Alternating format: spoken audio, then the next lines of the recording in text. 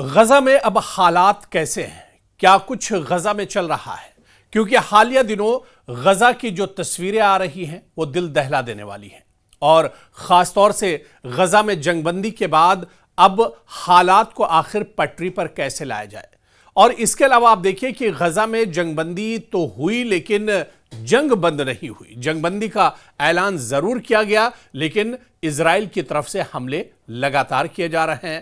اور اس کے علاوہ آپ دیکھیں کہ غزہ سے ہٹ کر مغربی جو کنارہ ہے، ویسٹ بینک کا جو علاقہ ہے، وہاں پر اب اسرائیل کے ذریعے سے ناپاک حرکتیں کی جا رہی ہیں، اور اب مغربی کنارے پر اس طرح کے حملے اسرائیل نے شروع کر دیے ہیں۔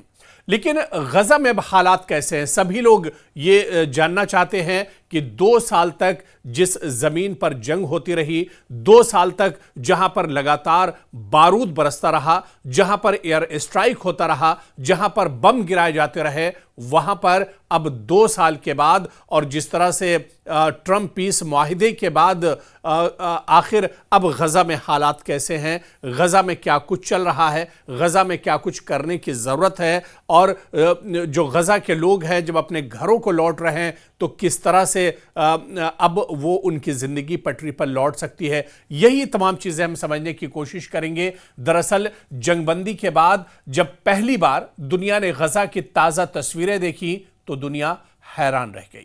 وہ غزہ جو کبھی سب سے گنجان آباد علاقہ تھا، اب دنیا کا سب سے تباہ حال خطہ بن چکا ہے۔ ہر طرف ملبہ، ٹوٹی عمارتیں، تباہ شدہ سڑکیں، جلتی ہوئی زمین، اور یوں لگتا ہے جیسے یہاں کبھی کوئی شہر ہی نہ تھا۔ غزہ میں اب عمارتیں نہیں، ملبہ ہے۔ اسکول، اسپتال، سرکاری عمارتیں، سب کچھ راکھ کے ڈھیر میں تبدیل ہو چکے ہیں۔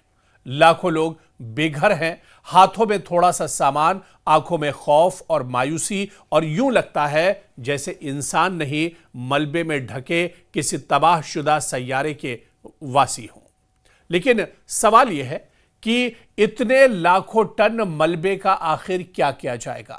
غزہ تو پہلے ہی زمین کی تنگی کا شکار تھا، اب تو وہاں جگہ جگہ صرف کنکریٹ کے ڈھیر ہیں، جگہ جگہ یہاں پر ملبہ ہی ملبہ نظر آتا ہے، اور ان ڈھیروں میں اب بھی لاشیں اور انسانی باقیات دبی ہوئی ہیں۔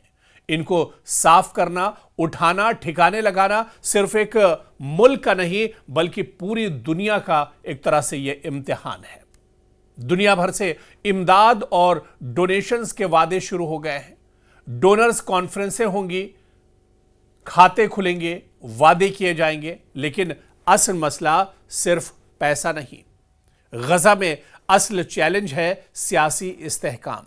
غزہ کی تاریخ ہمیں یاد دلاتی ہے کہ ماضی میں بھی یہ موقع آیا تھا۔ 1993 کے اوسلو معاہدے کے بعد دنیا بھر کے سرمایہ کار غزہ کی طرف دوڑے۔ نئے ہوٹل، مارکیٹس، تجارتی منصوبے، سب کے خواب بن لیے گئے، لیکن جلد ہی فلسطینی قیادت آپس کی لڑائی میں الجھ گئی۔ قبضے کے خلاف ایک آواز بننے کے بجائے اختلافات میں بڑھ گئی، اور یوں غزہ ترقی کے بجائے پھر تباہی کی راہ پر چل پڑا، اور آج بھی وہی خطرہ موجود ہے۔ 2 سال کی بدترین جنگ کے بعد غزہ ایک بار پھر امید کی دہلیز پر کھڑا ہے۔ دنیا کہہ رہی ہے کہ اب غزہ کو دوبارہ بنایا جائے گا، لیکن اگر سیاسی قیادت پھر سے متحد نہ ہوئی، اگر پرانی تقسیم برقرار رہی، تو تعمیر نو پھر ایک کاغذی خواب بن کر رہ جائے گی۔ نیو یارک ٹائمز کے کالم نگار ہنری لوئن اسٹین لکھتے ہیں کہ غزہ کی تعمیر نو پر اربوں ڈالرز لگیں گے، مگر کون سرمایہ کار وہاں آئے گا اگر کوئی یہ یقین نہیں دلا سکتا ہے کہ جنگ دوبارہ نہیں چھڑے گی؟ یعنی اگر امن کی ضمانت نہیں تو سرمایہ کاری بھی ممکن نہیں ہے۔ یہی وہ بنیادی نقطہ ہے، یہی وہ پوائنٹ ہے کہ صرف بلڈوزر، کرین اور پیسہ ایک طرح سے غزہ میں کافی نہیں ہے۔ سب سے پہلے سیاسی اعتماد غزہ میں پیدا کرنا ہوگا۔ یہ کام صرف فلسطینی قیادت کا نہیں ہے، عرب دنیا اور مغربی دنیا دونوں کو مل کر دنیا کے سامنے یہ یقین پیدا کرنا ہوگا کہ غزہ اب میدان جنگ نہیں بلکہ امن کی تعمیر کا مرکز ہے۔ امریکہ اور اسرائیل کو بھی ماحول سازی میں کردار ادا کرنا ہوگا کہ عالمی سرمایہ کاروں کو یقین ہو کہ اب یہاں خطرہ نہیں بلکہ ایک موقع ہے۔ اور آپ دیکھیے کہ پچھلے 2 سال کے بعد جس طرح سے حالات بنے، پچھلے 2 سال میں آپ دیکھیے کہ غزہ کے اندر تقریباً 70,000 سے زیادہ لوگوں کا قتل عام کیا گیا، بلکہ اقوام متحدہ کی ایک رپورٹ میں بھی یہ کہا گیا کہ یہ دراصل قتل عام نہیں بلکہ نسل کشی ہے۔ ایک غزہ میں پورے طور سے یہاں پر نسل کو ختم کیا جا رہا ہے، اور یہ ایک منصوبہ بند طریقے سے کیا جا رہا ہے۔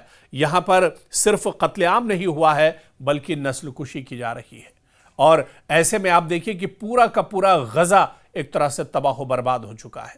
چاروں طرف صرف ملبہ ہی ملبہ نظر آ رہا ہے، اور اب صرف ایک امید بچی ہے، یعنی اگر پھر سے اختلاف، دھمکیاں اور عدم استحکام واپس آ گیا تو دنیا بھر کے سرمایہ کار ایک طرح سے پیچھے ہٹ جائیں گے۔ چند امریکی کمپنیاں شاید منصوبے سنبھال لیں، مگر حقیقی غزہ کی تعمیر ممکن نہیں ہوگی۔ یعنی حقیقی غزہ کو تعمیر کرنے کے لیے بہت کچھ ایک طرح سے داؤ پر لگانا ہوگا، بلکہ سب سے پہلے یہ کہا جائے کہ نیت صاف کرنی ہوگی، اور سب سے پہلے امریکہ اور اسرائیل کو دراصل اس پر سوچنا ہوگا۔ حالانکہ امریکہ اور اسرائیل کی نیت تو صاف نہیں ہے، ایسے میں اب اس پر کام کیسے ہوگا یہ بھی دیکھنا بہت اہم ہوگا۔ دراصل اصل جو حل ہے ایک ریاست اور ایک ویژن ہے۔ پائیدار حل صرف اور صرف ایک حل اس کا ہو سکتا ہے ایک متحد فلسطینی ریاست، ایسی ریاست جو فلسطینیوں اور اسرائیلیوں دونوں کے لیے امن اور سلامتی کی ضمانت ہو۔ دنیا کے 160 سے زیادہ ممالک اس کے حق میں ہیں۔ جب تک سیاسی بنیادیں مضبوط نہیں ہوں گی، تعمیر نو، ترقی اور امن سب ایک طرح سے خواب ہی رہیں گے۔ غزہ کو آج صرف عطیات، فنڈز یا مشینوں کی نہیں بلکہ ایک ویژن، ایک اتحاد اور ایک ریاست کی ضرورت ہے۔ ایک ایسا ویژن جو عمارتوں سے پہلے انسانوں کو دوبارہ کھڑا کرے، جو خوف اور تقسیم کو ختم کرے، جو امید، اعتماد اور امن کے بیج بوئے۔ کیونکہ جب تک سیاست مستحکم نہیں ہوگی، تعمیر نو ممکن نہیں ہے غزہ میں، اور جب سیاست مضبوط ہو جائے گی تو غزہ ملبے سے نکل کر مستقبل کی روشنی بن سکتا ہے۔ کیونکہ غزہ کی تعمیر نو صرف اینٹ اور سیمنٹ کا منصوبہ نہیں، یہ ایک سیاسی، اخلاقی اور انسانی امتحان ہے۔